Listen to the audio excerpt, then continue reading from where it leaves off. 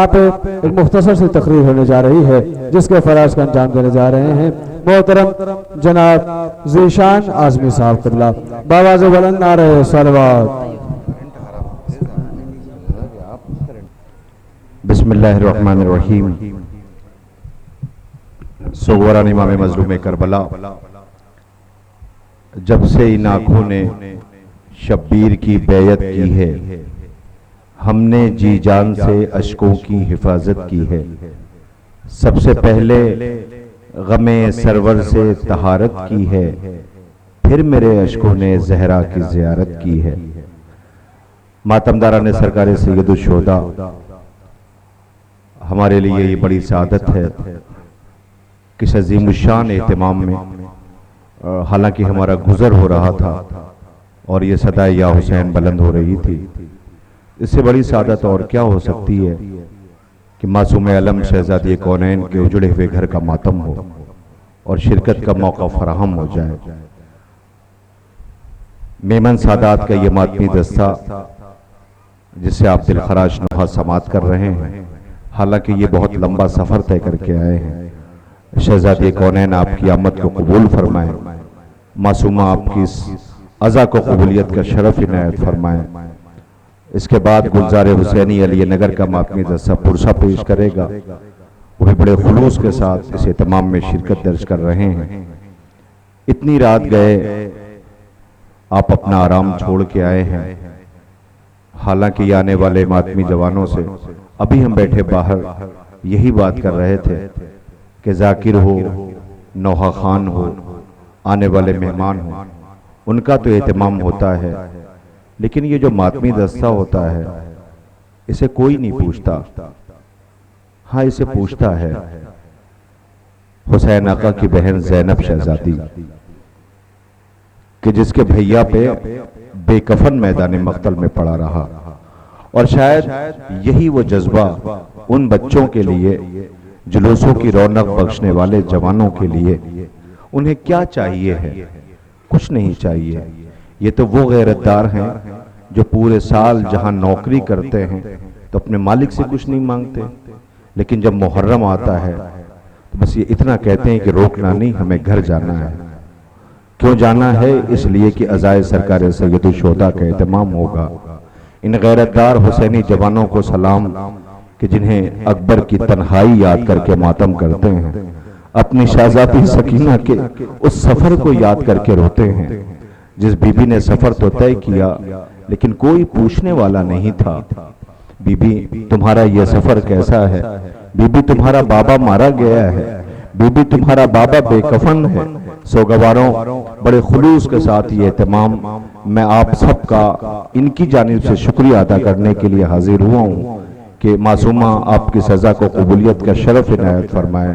مگر ایک بات کا خیال رہے، میں تمامی انجمن ہائے ماتمی کے جوانوں سے، اہتمام کرنے والوں سے میں خود کی نصیحت یہ کرتا ہوں کہ سب سے بڑا شرف یہ ہے، سب سے بڑا شرف یہ ہے، خوش نصیب ہے وہ شخص جسے اس عزم میں فرش بچھانے کا موقع مل جائے، جسے عزاداروں کے نالین ٹھیک کرنے کا موقع مل جائے۔ لہٰذا جب بھی عزا کا اہتمام ہو تو چھپ چھپ کے کام کیا کرو، اور کبھی یہ مت سوچنا کہ کون دیکھ رہا ہے، نہیں، وہ دیکھ رہی ہے جس کی پسلیاں ٹوٹی ہوئی ہیں، وہ دیکھ رہی ہے کہ جس کا غریب لال میدان مقتل میں جسے لوٹ لیا گیا ہے۔ بس ایک واقعہ تعمیل حکم میں آپ کی خدمت میں، تاکہ بی بی آمد کو قبول فرمائے۔ عزیزوں، ایسے ہی ایک بی بی تھی کہ جس کا ایک جوان بیٹا تھا، وہ ہر سال محرم میں صرف اکیلا گھر تھا۔ میں فقط اس لیے کہہ رہا ہوں تاکہ کوئی یہ نہ سمجھے کہ کوئی دیکھ نہیں رہا ہے، نہیں، دیکھنے والے دیکھ رہے ہیں، انہیں پتا ہے کہ کون کہاں اور کب کیسے آیا ہے اور کیا کر رہا ہے۔ عزیزوں، وہ ایک جوان بیٹا اور اس کی ضعیف ماں، ایک سال ایسا ہوا کہ یہ دونوں ماں بیٹے ساتھ میں تعزیہ بناتے، فرش بچھاتے، اہتمام میں عزا کرتے۔ صرف دو افراد پہ عزاداری تھی، یعنی ماں اور بیٹا۔ بیٹا نوحہ پڑھتا، ماں ماتم کرتی، ماں نوحہ پڑھتی تو بیٹا ماتم کرتا۔ گھر کے اندر نظر دلاتے، عاشور آتی تو اپنے ہاتھ سے تعزیہ بناتے، دونوں ماں بیٹے لے جا کے کربلا میں دفن کرتے۔ ایک ایسا سال بھی آیا کہ جوان بیٹا مر گیا، اس کا جوان بیٹا مر گیا۔ محرم کے دن قریب تھے، ماں نے کہا نہیں میں اپنے بیٹے کا ماتم نہیں کروں گی۔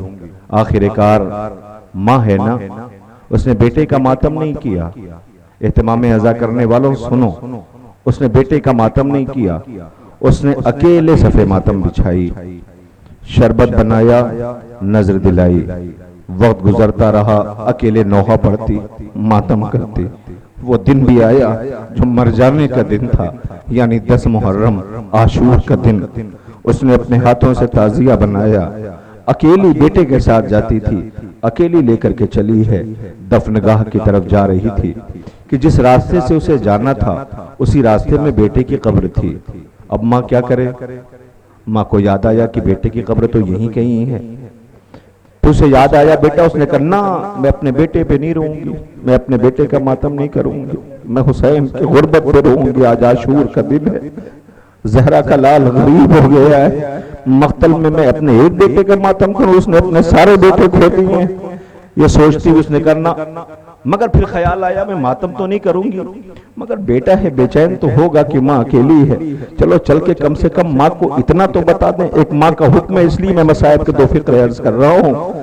اس نے آواز یہ چل کے کم سے کم بیٹے کو اتنا تو بتا دیں کہ بیٹا بے چین نہیں ہونا، ہم نے صفے ماتم بھی بچھائی ہے، ہم نے شربت بھی بنایا، ہم نے نظر دی تھی، ہم نے تعزیہ اکیلے بنایا ہے، میرے لال میں دفن کرنے جا رہی ہوں، عزاداری چھوٹی نہیں ہے میرے لال۔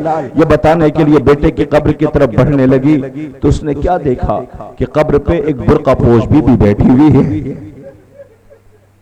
نہیں گھٹ کے نہ روئیے، خدا کرے اللہ ان آوازوں پر رحمت نازل کرے۔ میں نے دیکھا، میں آ گیا تھا، میں نے شرکت کی، آپ نے بستر بیمار کربلا اس غربت کو یاد کر کے ماتم کیا، آپ نے تابوت و علم کی زیارت کرائی ہے، عزادار آپ کو دعائیں دے رہے ہیں۔ وہ یہ بتانے کے لیے دیکھا بی بی برقع پوش بیٹھی ہوئی ہے، اس کے قریب جا کے کہا بی بی میں ماں ہوں، میں ماں ہوں، مجھے خوب پتا ہے، میں کچھ بھی بھولوں یہ نہیں بولوں گی کہ یہ میرے بیٹے کی قبر ہے۔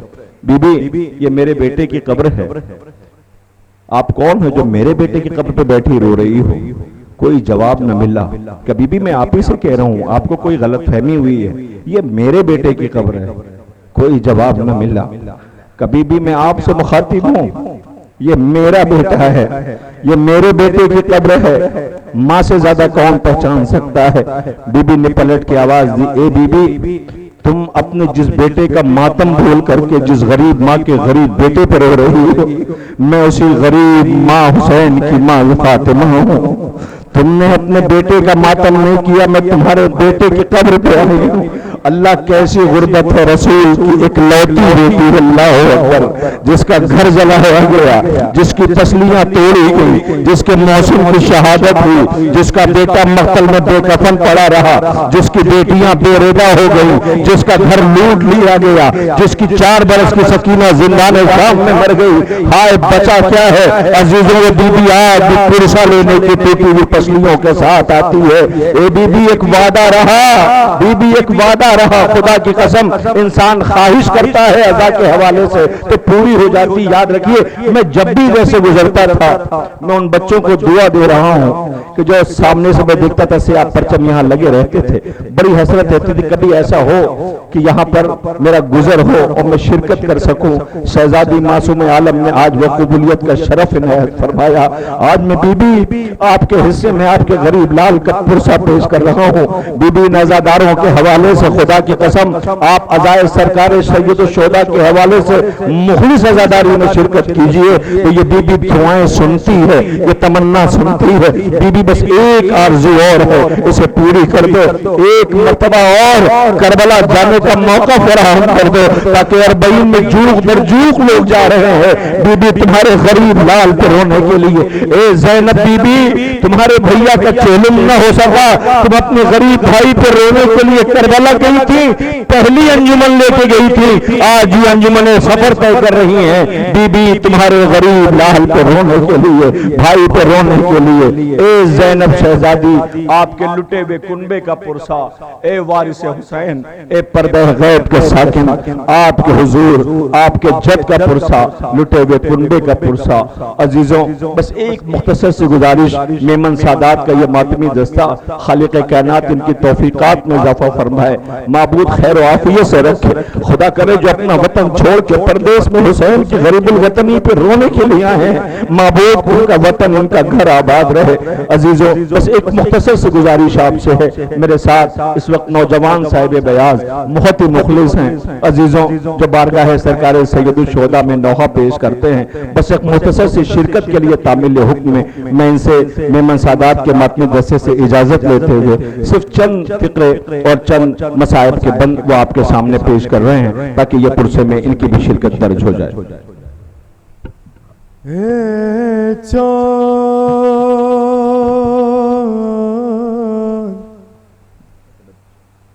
کربلا کے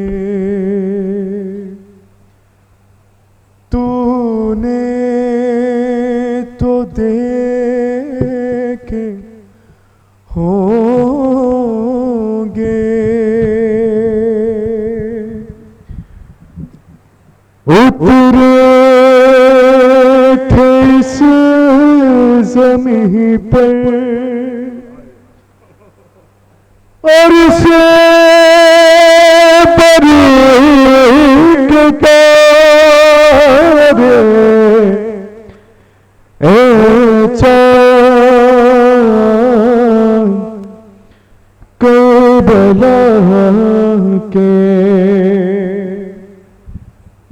اے چاند اس زمین پر رکھیے ہمیشہ ٹھنڈک، اور سوتے جو ہے یہاں پر زہرا کے ہے یہ پیارے، اے چاند کربلا کے،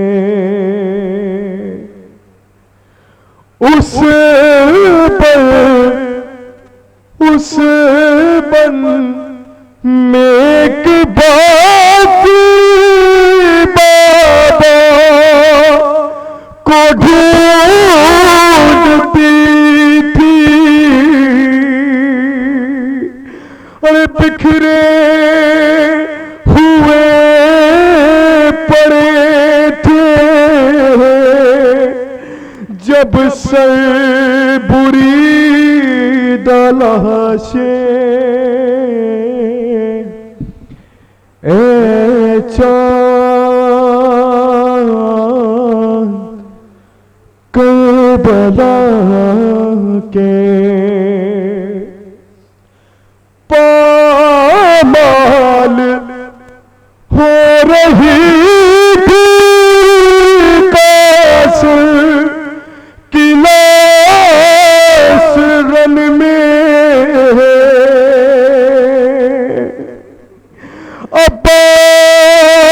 عباس اور اکبر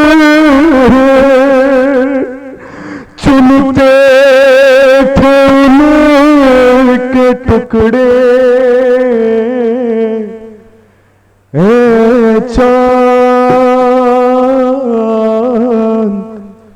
کربلا کے،